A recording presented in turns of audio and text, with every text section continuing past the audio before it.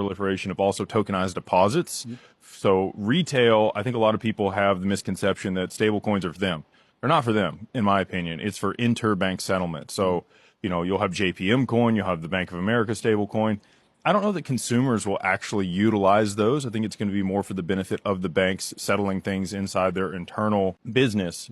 But when it comes to the use of other people's stablecoins like ROUSD or USDC, some of the smaller banks that don't have the capital, they might rely on counterparties like that. You also saw Ripple make the acquisition of Hidden Road and G Treasury here in 2025, which are huge.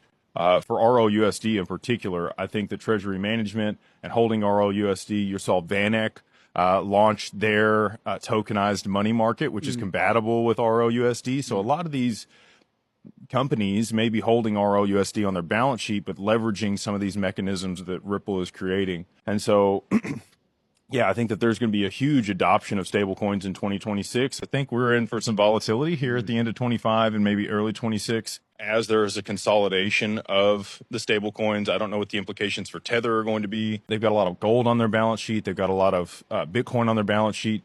If we did see a strong downturn in both of those with the unwind of the reverse carry trade, I think you could see some volatility, which is not something you want for a stablecoin for USDT. But I think they'll get it right. You've got Bo Hines at the helm. He's stepped out of where he was, and he's moved over there. And so, with that, they've launched USAT, which is a U.S. compliant stablecoin. I think that you're going to see a mass adoption of that in 2026 as well. So it's up in the air.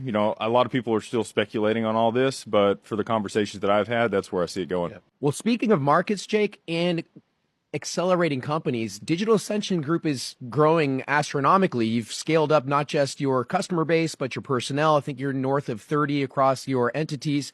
What's some of the key themes that you're hearing, not just from your internal staff, but some of your customer base as you grow these markets? People are excited, right? And we've created an innovative solution for people to be able to get wealth management services or private client services that hold large amounts of digital assets, whether that's XRP or Bitcoin. We can do Solana, Matic, Chainlink, Avalanche, Quant, Trump token, whatever you've got out there, we can work with you on. We also have had a lot of people reach out that are part of ICOs that have some innovative ways that they've got to market around the securities regulation, what I thought, was great. But a lot of people coming into a lot of wealth through their investments in this asset class. And so, we continue to scale, like you mentioned. We actually are we're almost to 50 people on our roster at this point, close to 20 advisors at Digital Wealth Partners, which is our subsidiary that does all the wealth management, institutional custody at Anchorage,